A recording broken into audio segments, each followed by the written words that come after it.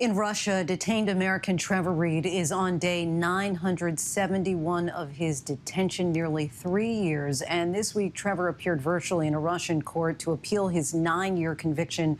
But the court did not reach a resolution because Reed was not provided with a copy of his court record in English. We're joined now by Joey Reed, Trevor's dad. Thank you, as always, for talking with us, Mr. Reed. I assume that you weren't surprised by the outcome yesterday, but what was it like to see your son in court, at least? No, we were not surprised. I've seen this happen a couple of times in the dozens of hearings that I've been to in Russia in 3 different court systems. It's like what usually happens when we hear our son or we're able to see him. We're glad to see he's alive, but it was not good to see what bad condition he's in. He's lost a lot of weight. If you look at the pictures there, he looks ill. He looks like you would expect someone who's living in a third world gulag. And as you just said, you know, he reportedly ended his recent hunger strike. But when you're looking at that video feed from court yesterday, just how concerned are you about his health? We're very concerned. The Russian government is still saying that they've tested him for tuberculosis. They've been saying that for weeks, and yet my son says, to his knowledge, they've never tested him. And even if they did test him and said that he was not positive, we would not believe it. They have lied about his medical records and his medical treatment the entire time he's been in prison there. And you and your wife, Paula, camped out in front of the White House and were given a 45-minute meeting with President Biden recently. After that meeting, are you confident that the U.S. is doing everything in its power to try to get your son back home? Well, I don't think confident would be the right word. We're realists.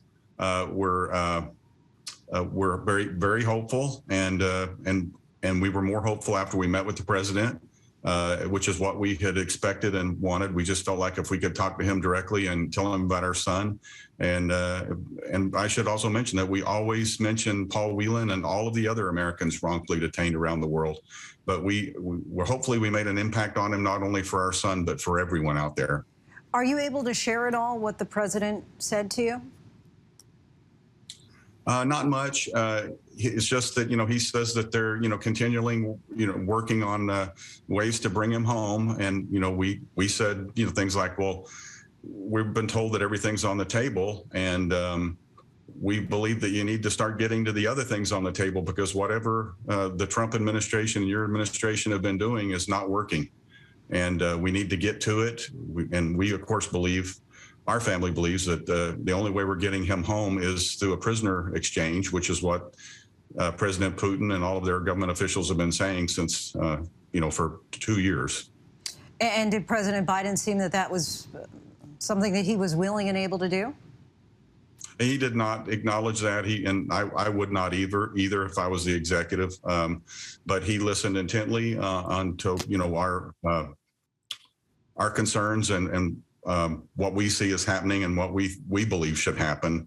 And I mean, for the most powerful man in the world to sit there and listen to your views on the subject makes us very hopeful. And I understand that Trevor was able to talk with his girlfriend recently. When's the last time that you and your wife were able to speak with him? Well, as you know, there was a period of 232 days where they didn't let him call us or the embassy. He was allowed to call his girlfriend sporadically through that time period. Most of that time he was in solitary confinement for refusing to work. And then just before the war started, they took him out of solitary confinement for some reason. They left him out. And then a week or two after that, after the war started, they let him start calling the embassy. That was in March. But then he went to the hospital for a week, and when he came back, they wouldn't let him call again. And so that's, we're going on, another month since we've heard from him, so. And lastly, Mr. Reed, is there anything that gives you hope at this point that this situation might be resolved in the short term and you both can see your son again soon? Just simply our meeting with the president, and we believe from things that we've heard that, that we did have an impact on the president. As we expected, he's a caring, kind man. And, when you make it a personal thing with him, I believe he's going to do something about it. And again, we tried to make it personal, but at the same time, our son is not the only person in this situation, and our government needs to start bringing Americans home.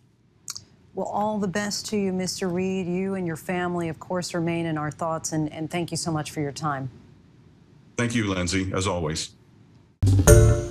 Hi, everyone. George Stephanopoulos here. Thanks for checking out the ABC News YouTube channel. If you'd like to get more videos, show highlights, and watch live event coverage, click on the right over here to subscribe to our channel. And don't forget to download the ABC News app for breaking news alerts. Thanks for watching.